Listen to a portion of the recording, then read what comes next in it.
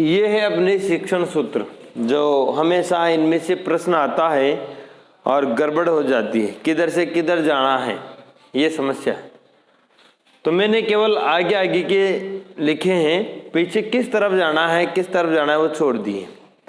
तो यहां से देखिए आप, सबसे पहले है ज्ञात से आता है अज्ञात की ओर, ज्ञात से अज्ञात की ओर, एक की ओर सब में जोड़ लेना आप, है ना।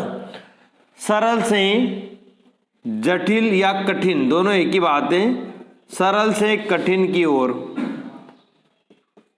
यानी कि हमेशा जब भी आप पढ़ाएं तो बच्चों को सरल से कठिन की ओर पढ़ाना चाहिए, न कि पहले आप कठिन चीजें पढ़ाएं। जो भी आप विषय वस्तु, जो भी आप प्रकरण पढ़ा रहे हो, उसमें पहले सरल चीजें पढ़ाएं आप, उसके बाद धीरे धीरे उनको कठिन की तरफ ले जाएं। ज्ञात से अज्ञात की ओर, बच्चे को जो पहले पूर्व में जो जानकारी है, जो उसको ज्ञान है, वो उसका ज्ञात ज्ञान है, और उसको अज्ञात यानी कि जो आप पढ़ा रहे हो उसको पता नहीं है। तो आप जो भी टॉपिक पढ़ा रहे हो उसको, उससे पहले उस टॉपिक से संबंधित उसको क्या क्या जानकारियां हैं वो पूछिए आप पहले उनसे। तो उस बच्चे की उस टॉपिक के प्रति रुचि जागृत हो जाएगी। जैसे देशभक्त पढ़ाना है आपको, देशभक्तों का परिचय पढ़ाना, तो उनसे पूछो भाई आप किन किन देशभक्तों को जानते हो, बताएंगे सर इनको। हाँ, तो वो उनकी रुचि, फिर आप उनमें से एक, जैसे कि सुभाष चंद्र बोस ले लो, भगत सिंह ले लीजिए आप।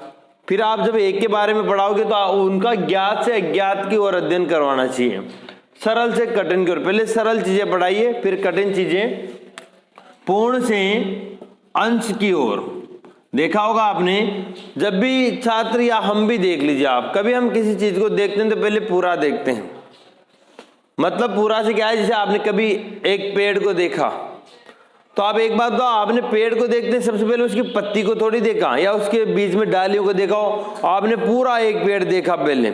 तो पूर्ण से अंश की ओर, यानी कि पहले पूरा चित्र समझाना चाहिए, ये चीज पढ़ेंगे आज, फिर उसके अंदर एक एक टॉपिक बाय टॉपिक उसे पढ़ानी चाहिए, यानी कि पूर्ण से अंश की ओर शिक्षण करवाना चाहिए। ये शिक्षण के सूत्र है, इसे अकॉर्डिंग हमें शिक्षण करवाना चाहिए। अनुभव से तर्क की ओर, एक्सपीरियंस से तर्क की ओर, एक्सपीरियंस के आधार पर फिर आगे तर्क। प्रत्यक्ष से परोक्ष की ओर, यानी कि पहले प्रत्यक्ष हो सके जहां तक आप जो भी चीजें उनको प्रत्यक्ष सामने जो होता है वो दिखाएं।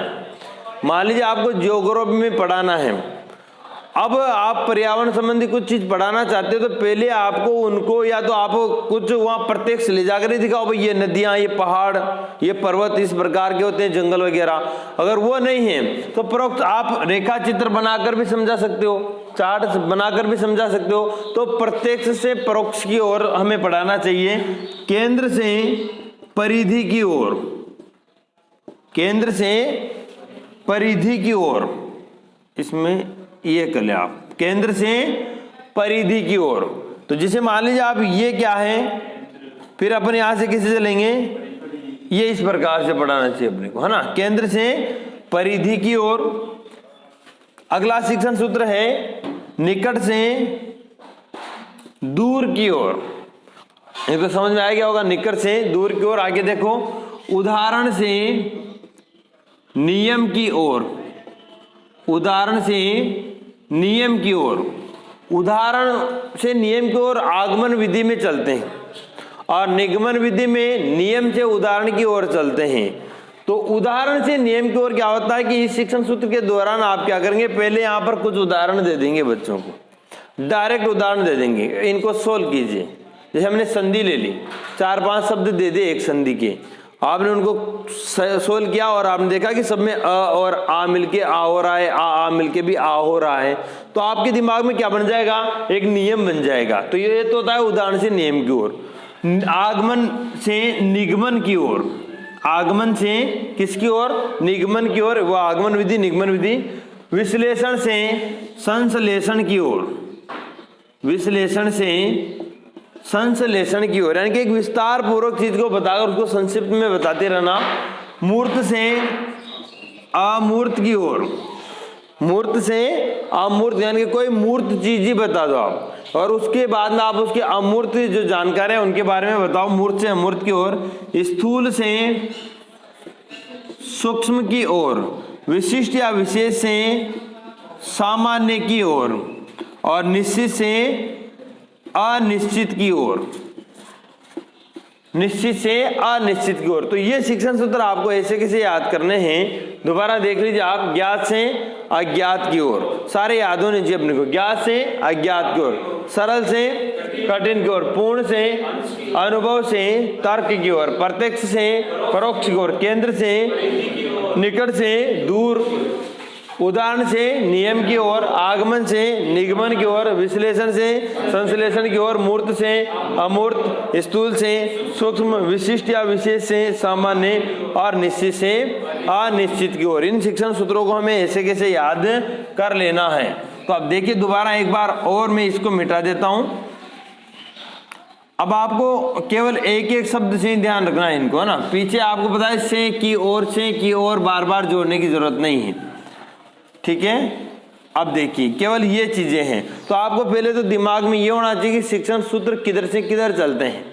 तो ये चीजें ऐसे कैसे याद होनी चाहिए, इस तरफ से चलते हैं, इस तरफ से आगे की ओर चलते हैं। तो हम यहाँ एक चीज लिखते हैं जैसे कि ग्यास। देखिए एक छोटी सी मैं एक यहाँ पर लिखूंगा, विस्तु पुमनी, है ना। फिर इसके बाद में आप देखिए एक एक चीज आ जाएगी इसमें। ज्ञात से क्या आएगा, ज्ञात, स से क्या आएगा, सरल, फिर यहाँ से पूर्ण, और आगे देखो वि से विशिष्ट वाला आ जाएगा, स्थूल से सूक्ष्म वाला आ जाएगा, और इसमें कौन सा है, हाँ वो, और इसे निगमनम, सॉरी ये नहीं है इसमें, ये निकट से दूर की ओर आओ आ जाएगा, निकट से दूर की ओर। म से कौन सा आ रहा है, म से, हाँ वो मान लीजिए आप, मूर्त से